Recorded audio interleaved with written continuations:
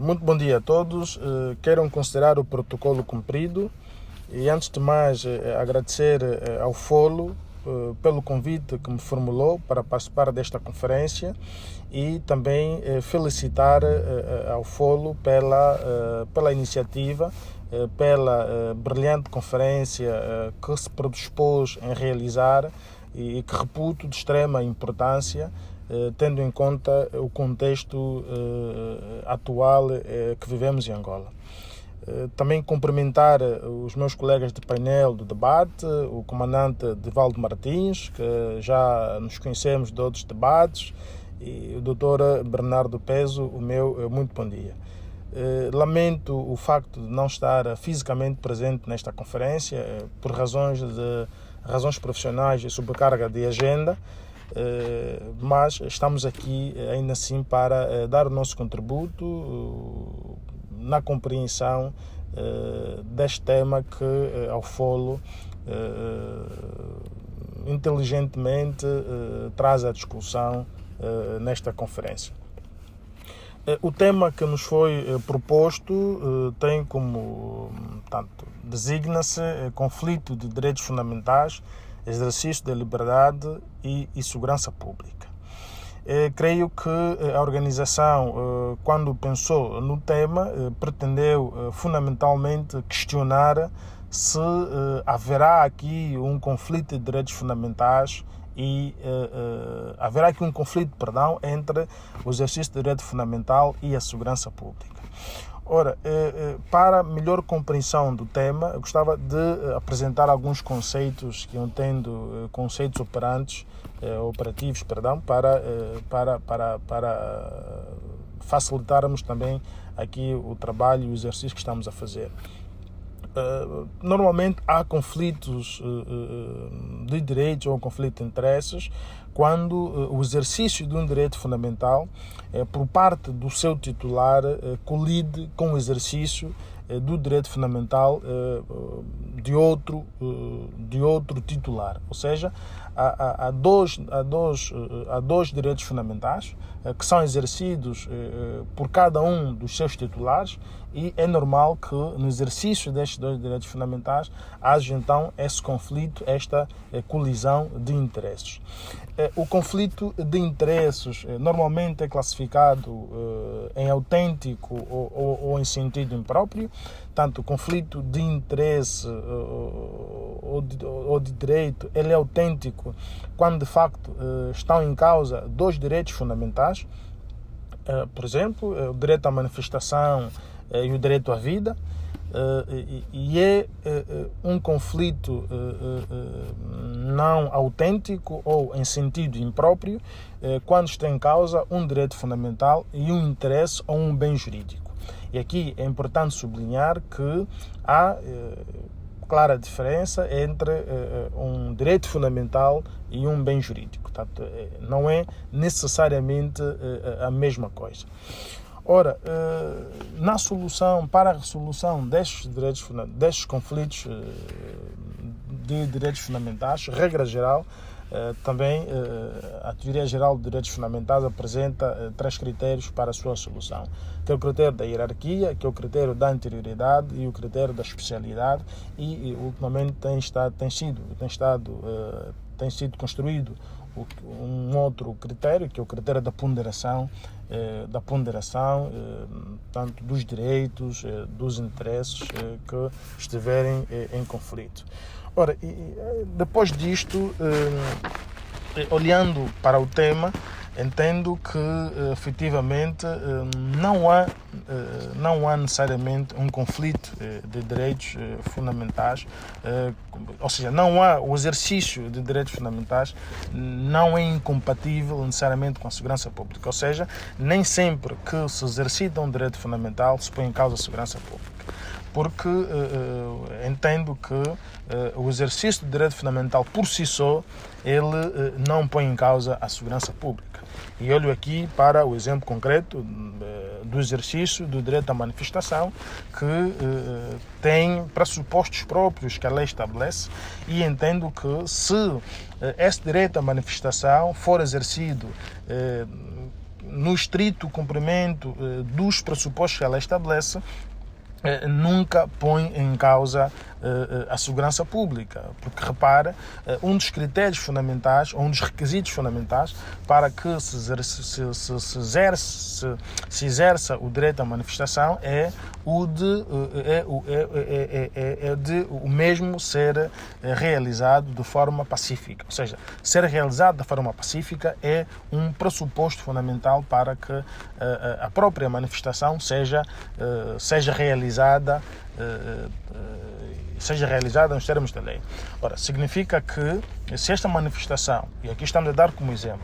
é realizada sem armas, e aqui repito, sem armas brancas ou sem armas, sem que se ponha em causa direitos fundamentais de terceiro, sem que atente já aqui a própria segurança pública, ou seja, não temos como este exercício do direito fundamental, que é pacífico, pôr em causa a segurança pública. Então aqui entendo que de facto não se pode fazer esta ligação direta do exercício do direito fundamental, nesse caso, aqui exemplo, o direito à manifestação, com a segurança pública. Entendo que a segurança pública é um bem fundamental que deve ser salvaguardado para a própria sã convivência dos cidadãos, mas também entendo que o direito à manifestação,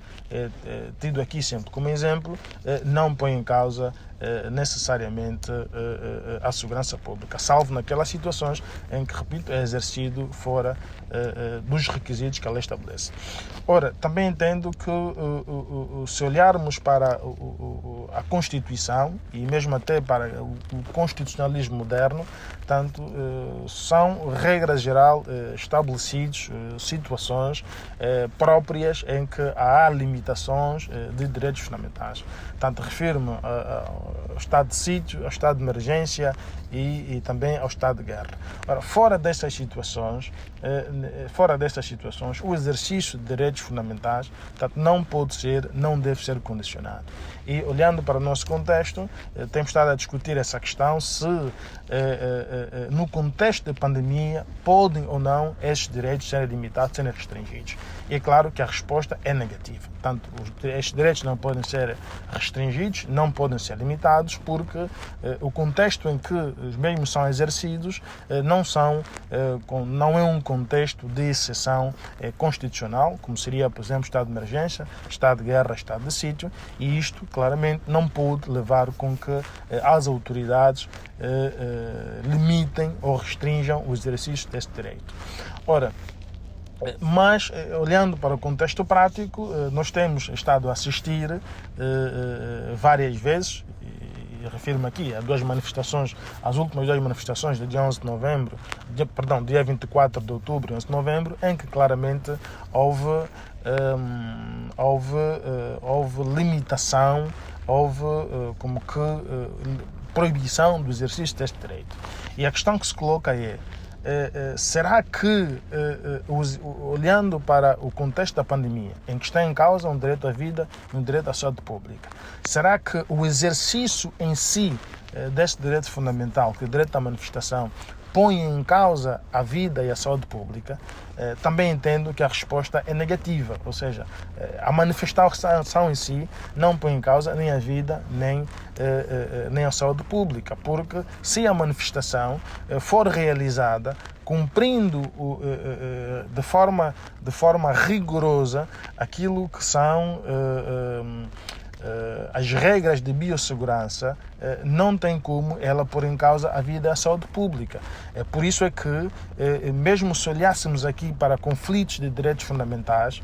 não haveria aqui conflitos entre o direito fundamental de reunião e manifestação e o direito fundamental à vida e à saúde pública. Também aqui não haveria. E se também olharmos para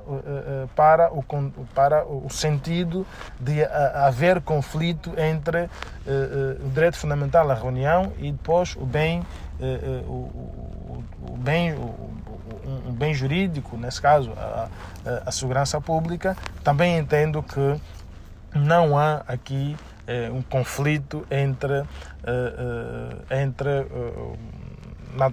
o direito à manifestação e a segurança pública, porque a segurança pública só é posta em causa quando esse direito fundamental não for exercido dentro dos limites, dentro dos pressupostos que a lei estabelece. Ora, se o direito for exercido dentro dos limites, dentro dos pressupostos que a lei estabelece, claro que estamos muito longe de falar aqui em impor em causa a segurança pública. Por isso, entendo que, de facto, e aqui concluindo, que não há conflito entre direito fundamental, no nosso caso concreto, entre direito fundamental, direito à manifestação e a saúde pública, e a segurança pública. E ainda que haja esse conflito, eventualmente haja esse conflito entre o direito à manifestação e a segurança pública, creio que o mais sensato é aqui recorrermos não aos critérios tradicionais que são usados para solucionar esses conflitos, como o caso da hierarquia, da anterioridade, da especialidade, mas creio que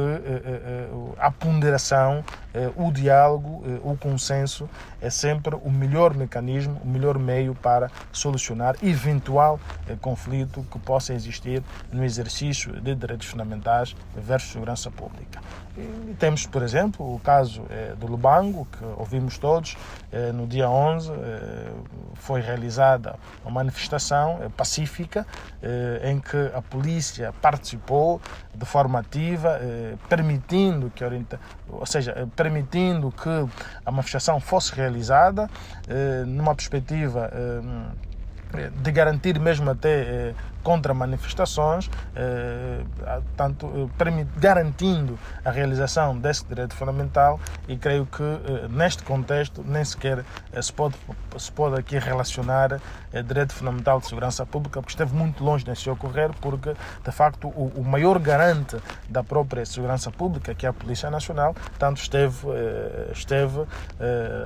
tanto lá no terreno, passei aqui a expressão, a garantir que aquele exercício fosse realizado. E aqui também, antes de terminar, felicito o comandante Divaldo Martins